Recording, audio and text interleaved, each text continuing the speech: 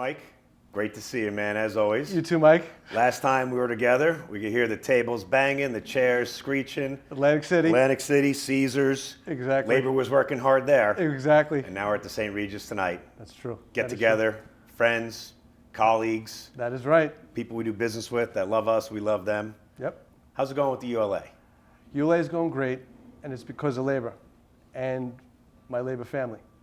ULA was started, as you know, as a site to support, educate, and promote informative content relative to our union labor community. And in putting that out there and saying, let's find inspirational stories, let's talk about and learn from union labor officials about what's important to them, how they're working to support union membership, how to drive opportunities of apprenticeship or diversity in labor or the infrastructure bill. These are all key drivers for employment and opportunities. And as I work in the labor field, and these are my clients, try to understand exactly what's important to them and how do I play a small role or a niche in that particular space. Yeah. So in putting this together during the hardest of times during COVID, not being able to go to the events that we love to go to. We love golf. We love playing golf. And when everything stopped, I said, how do I play a role to help support the membership, the union labor leadership that's always supported me, and being stuck at home for 2 years with COVID, losing my father at the time, my wife being very sick. It's like through the darkest times, you really try to find an opportunity to really find out what's really important in life. Yeah. And it's been my clients and labor that's really supported me during the darkest of times, and I wanted to find a way to help support them in the best way I could.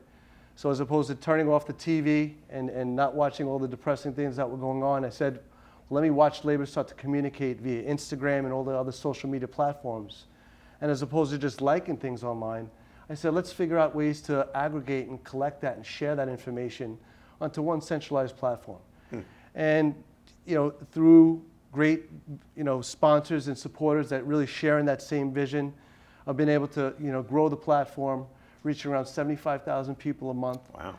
And just working to leverage that and say, how do we do more? How do we support more? How do we educate the communities, people about what union labor is all about, the opportunities that are there, what a really great job and offering that you could receive as a union member.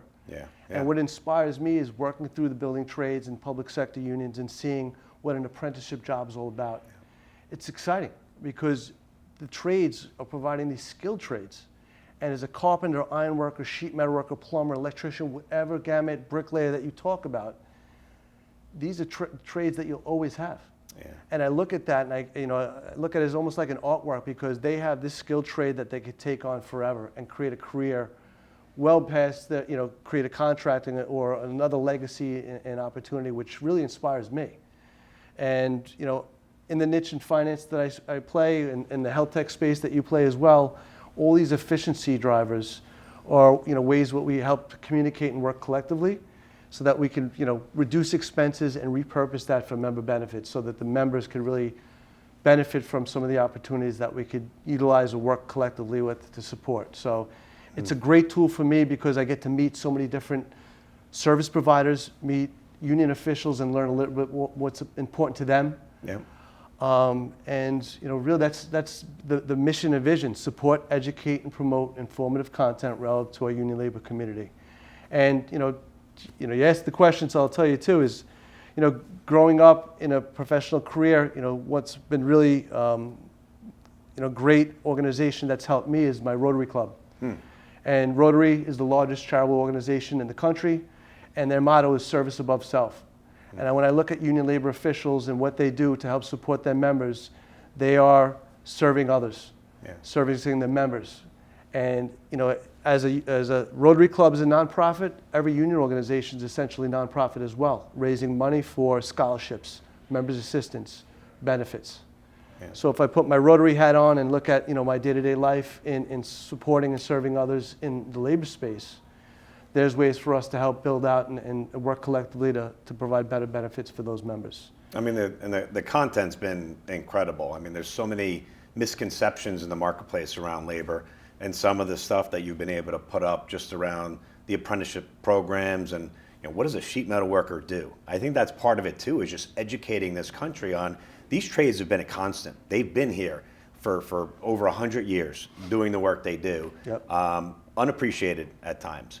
But the content you're putting up there, like I encourage folks that are actually on the site, share it. Share the ULA content because it's really from a labor perspective, and even if you're not in labor, the education that you'll get from just seeing some of that content's incredible.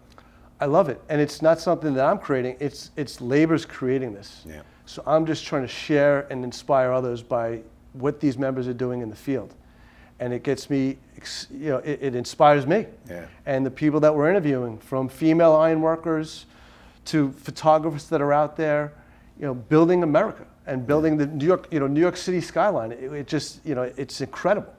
And it's what I love to do, and it's just trying to find ways to help support my labor family, the union clients that I support, because if there's one extra dues-paying member, working collectively in that as a member of a certain union, that's helping the next generation. You're feeding the pensions, the welfare funds, the retirement funds, the vacation funds. It's growing, and if I could play any part in that particular role, then it's a little piece of what I'm trying to do. It leaves your legacy that you're helping Well, promote again, and I educate. love my job. Yeah. I love supporting labor. I love being connected, and it is a family to me. Yeah. And I'm just trying to find additional ways to help support them in any way I can. Well, Mike, I'd like to thank you and Pay Matrix for all that you do to help support labor and the ULA network. Yeah. And I'd also like to thank all our sponsors that are helping to support and build this channel. It's because of you we're able to grow and expand upon the vision and mission to support, educate, and promote informative content relative to labor. I thank you. And Mike, have a great 23. So far, the success has been unheralded. 75,000. I mean, the numbers are growing. You're getting out the education. You're getting out the content. You're making a difference. Keep it up, and good luck in 23. Thanks, Thanks, man. man. Thank you.